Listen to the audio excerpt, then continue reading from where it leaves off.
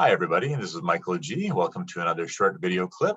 So today we're going to be looking at some footage that I recorded yesterday during a training session with a couple of foreign trained professionals who are living in Toronto, Canada, and who are completing their education in their respective fields and hoping to re-enter the workforce after that's completed.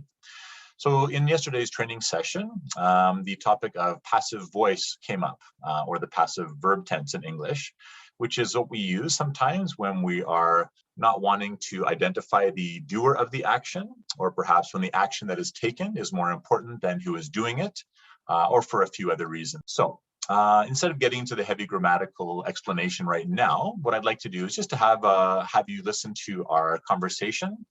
You'll notice also that during the conversation, there is some error correction. There is some language feedback that's provided in the chat box, which we can see over here, which is a part of the lesson as well.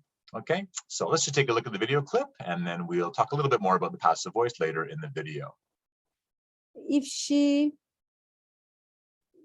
play and fun, If she's playing and having fun.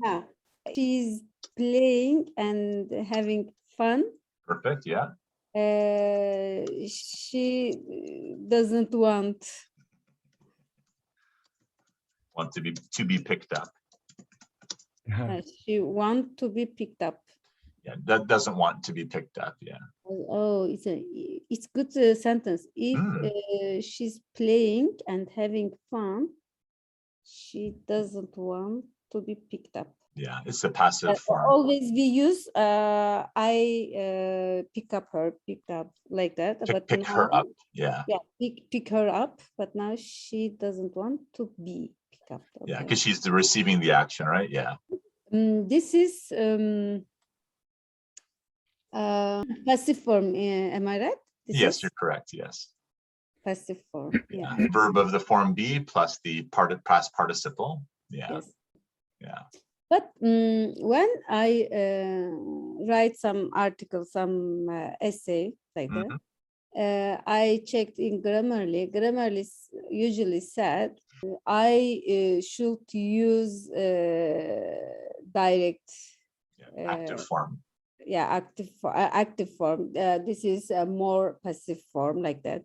Why doesn't accept passive form? Passive form is wrong. This means wrong? No, it's not wrong. Why Grammarly corrected me? I don't understand.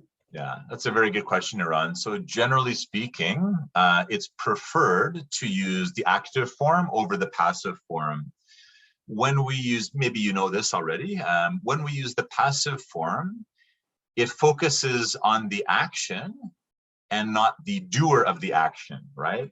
So sometimes in sentences, it's more important to focus on the action, what was done or what happened, and the person who did the action is not important, right? In that case, it's actually better to use passive form than the active form. Generally speaking, in spoken and written communication, it's more preferred to use the active form because we like to know who is doing the action, right? That, subject, verb, object, right? That's kind of the standard structure. Yes. So I think Grammarly is programmed with the sort of the norm or the convention, the typical way of doing things in English, which is active. However, passive is not wrong, and sometimes passive is better than active, but we just have to be careful not to use passive too much. Okay. For example, in my essay, using passive word is better or necessary, but Grammarly push me use active verb. But for this passive form is better. I must change.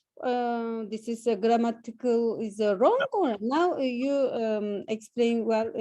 Thank you. I understand. Just dismiss. Yeah. Thank you so much. Not at all. I think these programs, most of these grammatical accuracy programs, they're programs, right? So some human has said, okay, do this when you see this, do this, and just because generally speaking, active form is preferred, they want everything to be active, but like, as you said, sometimes passive is preferable. So then absolutely keep it. Don't listen to Grammarly.